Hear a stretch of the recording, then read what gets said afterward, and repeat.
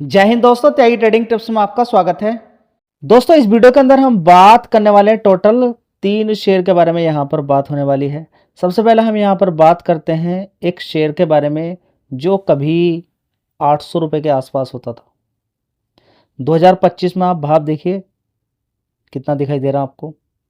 ठीक है, अपने हाई से ज़बरदस्त, अपने हाई लगभग 813 रुपये से गिरते गिरते नीचे की साइड में शेयर पहुँच जाता है। ज़बरदस्त इसके अंदर गिरावट हो जाती है और आज की डेट में 800 रुपये से 314 रुपये के आसपास दिखाई दे रहा है। चलिए इसके बारे में यहाँ पर बात करेंगे, क्यों इतना इम्पोर्टेंट ये शेयर हो जाता है। इस समय अगर आप देखें तो एक चीज़ की दिक्कत बहुत ज़्यादा है। किसकी? डीजल की, दूसरा पेट्रोल की, तीसरा गैस की। गैस नहीं मिलेगी तो लोग किधर की तरफ शिफ्ट होंगे जी? डीजल पेट्रोल की तरफ होंगे। जी हाँ, होंगे। लोगों को तो जाना है, इधर से उधर जाना है। ठीक है, तो लोग किधर की तरफ शिफ्ट हो जाएंगे? डीजल पेट्रोल की तरफ।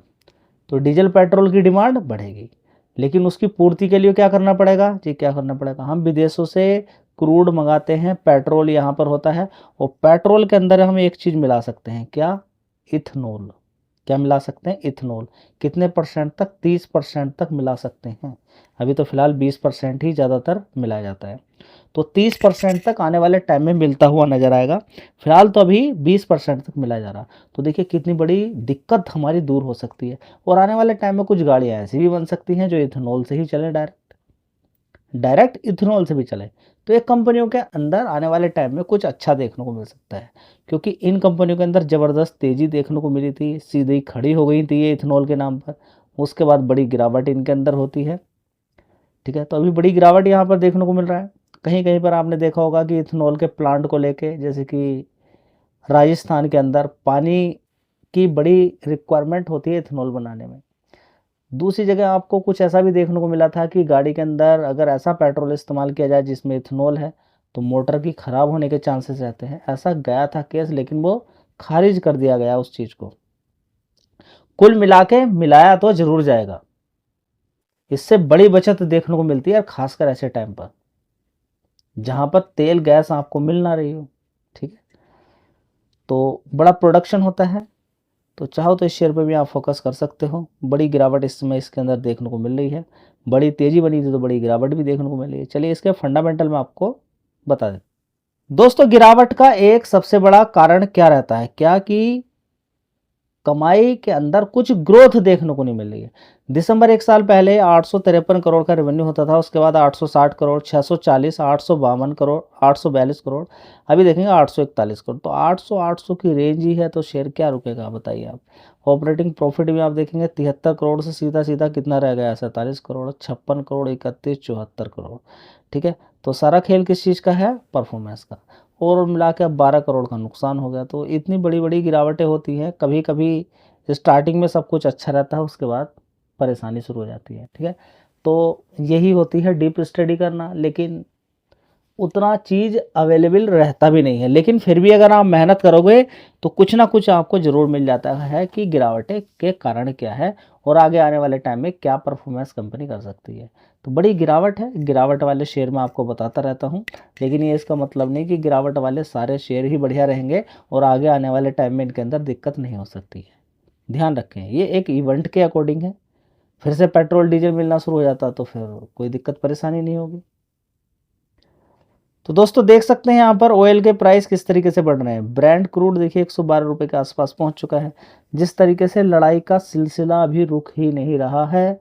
अभी भी अमेरिका के बेसिस जो कि सऊदी अरबिया के अंदर थे, सऊदी अरब के अंदर थे, ईरान ने उन पर अटैक कर दिया है। ठीक है, इसी तरह से इजराइल भी अटैक कर रहा है, अमेरिका भी अटैक कर रहा है। अटैक दोनों तरफ से देखने को मिल रहा है, लेकिन सारी खबरें मीडिया के अंदर नहीं आती हैं। सारी खबरें मीडिया के अंदर नहीं आ पाती हैं, ये समझना ज़रूरी होगा। इजराइल से भी, अमेरिका से भी, और बात करें ईरान से भी, सारी खबरें देखने को नहीं मिल रही है। बस एक अनुमान के तहत या जो मोस्ट पॉपुलर खबरें हैं वही निकल कर आ रही हैं फिलहाल। लेकिन इंडिया के लिए एक बहुत अच्छी खबर है।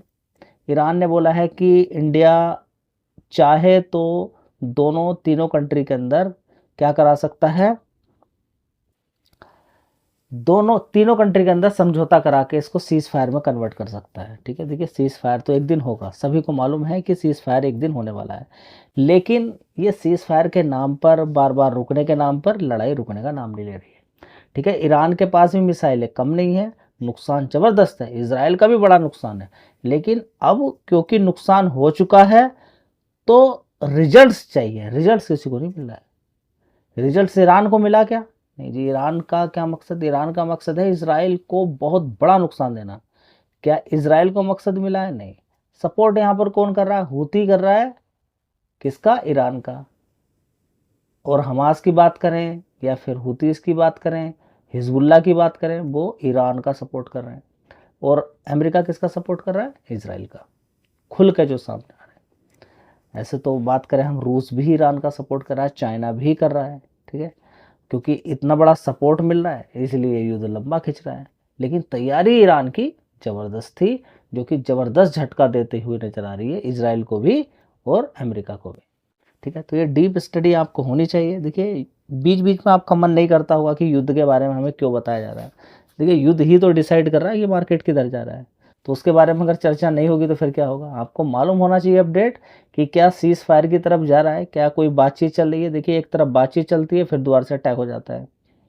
ठीक है, तो यहाँ पर अभी कोई पॉइंट देखने को नहीं मिल रहा है, तो आप यहाँ पर मोटा मोटी क्या चीज़ देख सकते हैं कि यहाँ पर ब्रेंट क्रूड का भाव क्या चल रहा है। दूसरी तरफ अगर आप देख दोस्तों, यहाँ पर आप देख सकते हैं सब कुछ अच्छा नहीं है। किसी को अगर लगता है कि सब कुछ अच्छा चल रहा है तो अच्छा नहीं है, क्योंकि क्रूड के रेट भी लगातार बढ़ना और डॉलर के भी रेट बढ़ना, ये कोई अच्छी बात तो नहीं है। मार्केट को अच्छा लगेगा ही नहीं है, अच्छा नहीं लग रहा तो मार्केट के अंदर लगातार गिरावट ही गिरावट है। तो हम कितना भी बोलें कि हम सही हैं, सही कैसे हो सकते हैं? दिक्कतें हैं यहाँ पर, इसलिए आपका फोकस होना चाहिए। दोस्तों अगली कंपनी है एथर एनर्जी लिमिटेड, जो कि टीवीएस और बजाज ऑटो के बाद है। कभी नंबर 1 पे कौन होता था? ओला इलेक्ट्रिक होता था, और आज की डेट में शानदार परफॉर्मेंस। देखिए एक महीने का चार्ट पैटर्न आप बजाज ऑटो का उठा के देख लीजिए, आप ओला का उठा के देख लीजिए, या फिर दूसरी कंपनियों का, इसके अंदर बढ़िया परफॉर्मेंस देखने को मिल रही है। उसके पीछे कारण क्या है कि कंपनी लगातार बढ़िया परफॉर्मेंस देती हुई नजर आ रही है। इसलिए 5 साल का भी चार्ट पैटर्न अगर आप देखेंगे तो लगातार अच्छी खासी तेजी ही शेयर के अंदर देखने को मिल रही है, एथर एनर्जी के शेयर के अंदर। ठीक है जी, ओला के अंदर भी कुछ हो सकता है। देखिए ओला ने अपनी गाड़ियों को सस्ता किया है, सस्ता करने से क्या सब कुछ ठीक हो जाएगा? नहीं, सस्ते के साथ साथ क्वालिटी भी देनी पड़ेगी। अभी कंपनी ने बोला भी है, ये भी बोला है कि 7 दिन के अंदर आपको सर्विस नहीं मिलेगी। अगर ये स्कूटर आप खरीदते हैं तो फिर ओला की सर्विस आपको फ्री मिलेगी। ठीक है, तो देखिए यहाँ पर अगर जीना है, टिकना है इस वाले फील्ड के अंदर, तो परफॉर्मेंस तो दिखानी पड़ेगी। ठीक है, ये ओला की बात हो या एथर एनर्जी की बात हो, जो भी कंपनी यहाँ पर टिकना चाहती है उसको परफॉर्मेंस दिखानी ही पड़ेगी। अब यहाँ पर खेल किस चीज़ का है कि क्या अभी इलेक्ट्रिक व्हीकल की डिमांड रहेगी?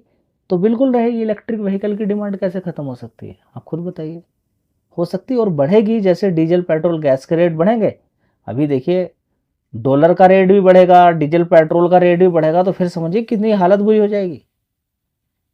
समझिए ना कि हम डॉलर में ही तो पेमेंट लेते हैं, देते हैं। डॉलर का रेट भी बढ़े, साथ में डीजल पेट्रोल क्रूड के भी रेट बढ़े, तब तो बड़ी समस्या की जड़ हो जाती है।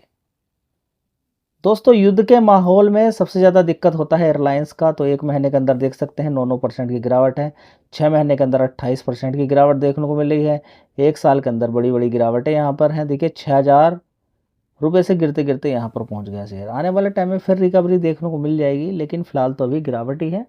अभी आप समझ सकते हैं कि माहौल किस तरीके का है। दोस्तों अगली कंपनी होगी स्विगी लिमिटेड, एक ऐसा प्लेटफॉर्म जहां पर बहुत सारे रेस्टोरेंट की बात करें, होटल्स की बात करें, जुड़े रहते हैं। आपके एरिया के अकॉर्डिंग ये प्लेटफॉर्म इस तरीके का है कि आपके आसपास जितने भी होटल्स होंगे, रेस्टोरेंट होंगे, वो इससे जुड़े रहेंगे।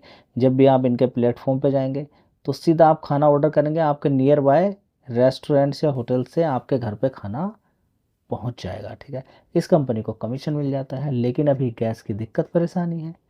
ठीक है, तो उतने ऑर्डर्स शायद ना मिले, उतने ऑर्डर्स शायद ना मिले, क्योंकि गैस अगर प्रॉपर तरीके से नहीं मिलेगी तो क्या 2 चीज़ें होंगी, या उन प्रोडक्ट का अगर गैस में 2 नंबर से या ब्लैक से गैस मिल भी रही है तो फिर होगा ये कि वे सामान की कीमत बढ़ा देंगे। तो सामान की कीमत बढ़ेगी, खाने के सामान की, तो फिर ऑर्डर्स कम आएंगे। ठीक है, तो ये समय ऐसा है कि गैस से रिलेटेड ये कंपनी है, क्योंकि खाना गैस से ही बनाया जाता है। अब स्टार्ट हो जाएगा इंडक्शन वगैरह से भी।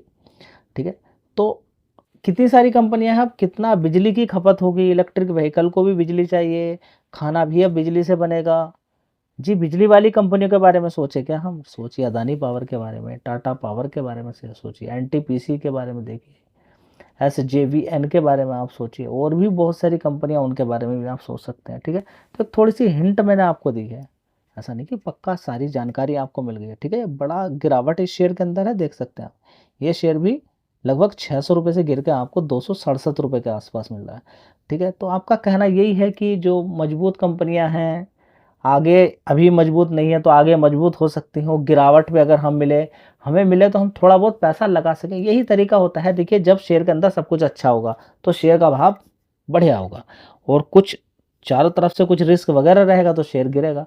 वहीं पर आपको अनुमान लगाना है। जी, आगे क्या होगा मार्केट का, देखिए अब वो तो सिचुएशन बताएगी कि आगे युद्ध का क्या होगा। समझिए ना, ईरान को अगर बड़ा झटका दिया, उसने उठा के अरब कंट्रीज पर मारना शुरू कर दिया, फिर क्या होगा? फिर तो वो दिक्कत हो जाएगी ना। तो उसके बारे में तो किसी को मालूम नहीं, आगे का स्टेप क्या होगा किसी को मालूम नहीं। ठीक है, वीडियो अच्छी लगी लाइक शेयर कर दीजिएगा। देखिए, रिकमेंडेशन इस चैनल पे किसी भी शेयर की नहीं होती है, ज्ञान बढ़ाने की बात मैं आपसे करता रहता हूँ। मैं आपसे बार बार कहता रहता हूँ, सीखिए, सारा पैसा एक बार में ना लगाएं, थोड़ा थोड़ा करके लगाएं, गिरावटों पे लगाएं। ये आपको हैबिट अपने अंदर डालनी है। अगर घमंड नहीं टूटा है तो एक बार पोर्टफोलियो देख लीजिए, कहाँ कहाँ पर आपने ह्यूज क्वांटिटी मारी और आज वो शेयर गिरे हुए हैं। ठीक है, एक बार सीख लीजिए, लड़िए मत मार्केट से, समझ जाइए उसको। धन्यवाद।